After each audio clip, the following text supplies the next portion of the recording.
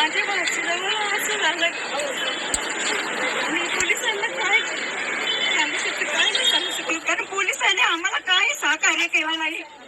आज पोलिसांनी सहकार्य केलं असतं, हा आमची भाची आमच्या जवळ आज घरात असती. 2 दिवस गेले, 3 दिवस गेले, का पोलिसांचं का म्हणून का प्रोत्साहन नव्हतं, काही प्रोत्साहन नव्हतं झाला. आम्ही शनिवारी पोलीस कंप्लेंट केली, का म्हणून पोलिसांनी कंप्लेंट का नाही केलं, तपास केली असतं. पोलिसांना सेकंड पाहिजे होती ना काहीतरी मुलीची. लोकेशन सांगितलं आज मुलगी आमच्या सोबत असते. अक्षता माझी मावस बहीण होती. तिच्यावर सासरचे जाच करत होते, तरी सुद्धा तिला संसार करायचा होता म्हणून ती त्यांच्या घरात नांदत होती. पण त्यांच्या घरच्यांनी तिच्या सासरच्यांनी फक्त पैशासाठी तिला ठेवली होती. एवढा जाच सहन करून सुद्धा ती मुलगी तिथे नांदत होती. त्या लोकांना, सासरच्या लोकांना तिची काडीचीही किंमत नव्हती. बिचारी एवढा जाच सहन करून करून शेवटी एक दिवशी कंटाळी, त्यांचं कशावरून भांडण झालं होतं ते तिच्या नवऱ्याला आणि तिलाच माहिती होतं किंवा तिच्या सासरच्यांना माहिती होतं. ते तेवढं दुःख घेऊन ती बिचारी शनिवारी सकाळी बाहेर पडली आणि त्या मंदिरात देवाच्या आश्रयासाठी तिथे गेली आणि त्या नराधमांनी तिचा फायदा घेतला, तिच्यावर अत्याचार करून तिचा खून केला. आणि ह्या सर्वाची वाच्यता होऊ नये यासाठी सर्व राजकारणी लोकांनी किंवा कोणीच सपोर्ट केला आणि पोलिसांनी सुद्धा सपोर्ट केला नाही या गोष्टीला.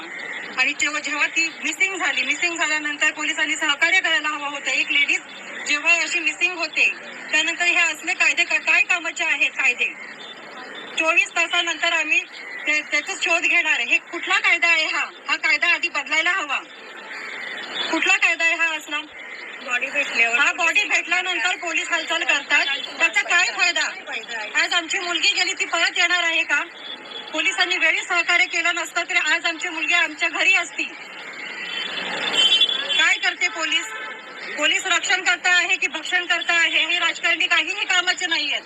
कोणत्याच राजकारण्यांनी आम्हाला कुठला सपोर्ट केलेला नाहीये.